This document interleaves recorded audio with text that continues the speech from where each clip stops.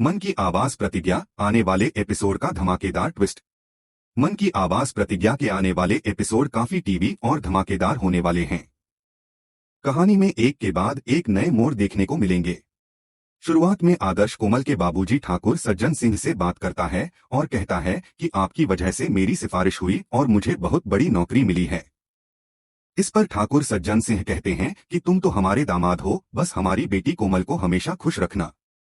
जहां भी रहो हमारी कोमलिया को खुश रखना और खुद भी खुश रहना। दूसरी तरफ प्रतिज्ञा के कहने पर कृष्णा मॉडलिंग करने के लिए फोटो स्टूडियो पहुंचता है। वहां फोटो खींचने वाला आदमी कृष्णा को अनपढ़ और गंवार कहकर उसका मजाक उड़ाता है। कृष्णा यह सुनकर भड़क जाता है और कहता है कि जो मेरी बेइज्जती करे, मैं ऐसी जगह काम नहीं करता। गुस्से में कृष्णा उस आदमी से मारपीट कर देता है और स्टूडियो में काफी तोड़फोड़ कर देता है। उसके दोस्त किसी तरह कृष्णा को शांत करवाते हैं और उसे घर लेकर चले जाते हैं। वहीं दूसरी तरफ केसर परेशान खड़ी होती है और उसकी आंखों में आंसू होते हैं। तभी आरुषि उसके पास आती है और पूछती है कि दीदी, आप इतनी परेशान क्यों हैं? केसर कहती है कि मुझे कुछ समझ नहीं आ रहा कि मैं खुश हूं या दुखी, क्योंकि मैं मां बनने वाली हूं।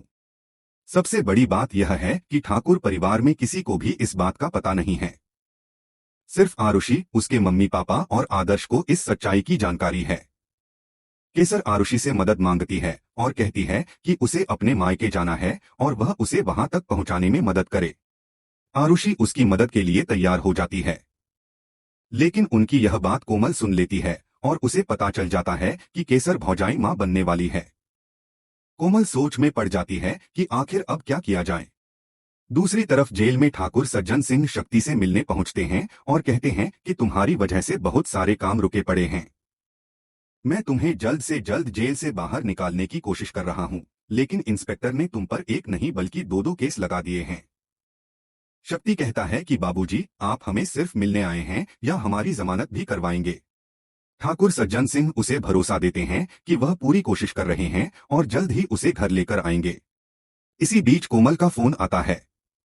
वह अपने बाबूजी से कहती है कि शक्ति भैया से कह दीजिए कि वह केसर भौजाई के साथ अच्छे से पेश आएं।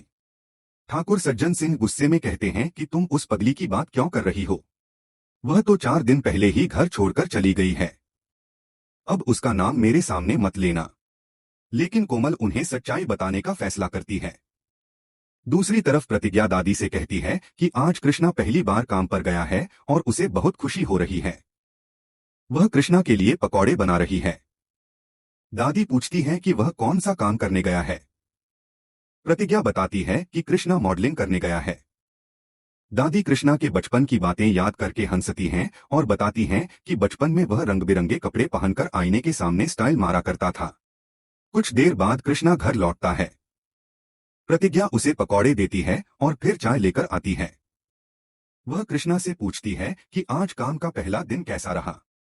कृष्णा पहले तो टालने की कोशिश करता है, लेकिन फिर पूरी सच्चाई बता देता है कि वह कमाई करने नहीं गया था, बल्कि स्टूडियो में फोटो खिंचवाने गया था। वहां उस आदमी ने उसकी बेइज्जती कर दी, जिसके बाद उसने गुस्से में उसकी धुलाई कर दी और स्टूडियो में तोड़फोड़ करके वापस आ गया। यह सुनकर प्रतिज्ञा हैरान रह जाती है और सोचती है कि अब कृष्णा का क्या किया जाए। इसी बीच कोमल दोबारा ठाकुर सज्जन सिंह को फोन करती है। वह गुस्से में कहते हैं कि मेरा दिमाग पहले से खराब है, बार बार फोन मत करो। लेकिन कोमल कहती है कि बाबूजी, मैं आपके ही फायदे के लिए फोन कर रही हूँ। पहले मेरी बात सुन लीजिए। आपकी बहू केसर कहीं नहीं गई है, वह हमारे ही घर में है और सबसे बड़ी बात यह है कि वह पेट से है। आप दादा बनने वाले हैं। यह सुनते ही ठाकुर सज्जन सिंह खुशी से झूम उठते हैं। वह तुरंत ठकुराइन को फोन करके कहते हैं कि घर को सजाने की तैयारियां शुरू कर दो। हम अपनी बहू केसर को पूरे धूमधाम से घर लेकर आ रहे हैं। तुम दादी बनने वाली हो। ठकुराइन पहले थोड़ी उलझन में पड़ती हैं और कहती हैं कि मैं खुशी मनाऊं या दुखी हूं, क्योंकि केसर ने हमारे बेटे के साथ बहुत कुछ किया है। लेकिन ठाकुर सज्जन सिंह कहते हैं कि पुरानी बातें भूल जाओ और खुशी मनाओ। घर में वारिस आने वाला है। ठकुराइन यह खुशखबरी लेकर कृष्णा और प्रतिज्ञा के पास पहुंचती हैं और बताती हैं कि केसर उनके घर में है और मां बनने वाली है। प्रतिज्ञा यह सुनकर हैरान हो जाती है, क्योंकि उसके मम्मी पापा ने उसे इस बारे में कुछ नहीं बताया था। दूसरी तरफ प्रतिज्ञा के मम्मी पापा भी परेशान होते हैं कि केसर को कहां भेजा जाए। तभी ठाकुर सज्जन सिंह वहां पहुंच जाते हैं और कहते हैं कि अब चिंता की कोई बात नहीं है, मैं अपनी बहू को लेने आया हूं। कहाँ है मेरी बहू? मैं दादा बनने वाला हूं। तभी आदर्श भी वहां पहुंचता है और ठाकुर सज्जन सिंह पूछते हैं कि केसर कहाँ है।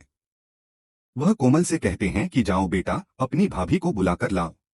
लेकिन आरुषि बताती है कि केसर आधे घंटे पहले ही अपने मायके जाने के लिए घर से निकल चुकी है।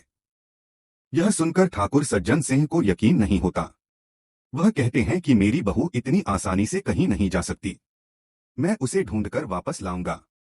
उधर ठकुराइन खुशी खुशी माता रानी की पूजा और आरती करती हैं और घर में आने वाली खुशियों के लिए धन्यवाद देती हैं। दूसरी तरफ ठाकुर सज्जन सिंह आदर्श के साथ केसर को ढूंढने निकल पड़ते हैं। दोनों बस अड्डे पर पहुंचते हैं और अलग अलग बसों में केसर को तलाश करना शुरू कर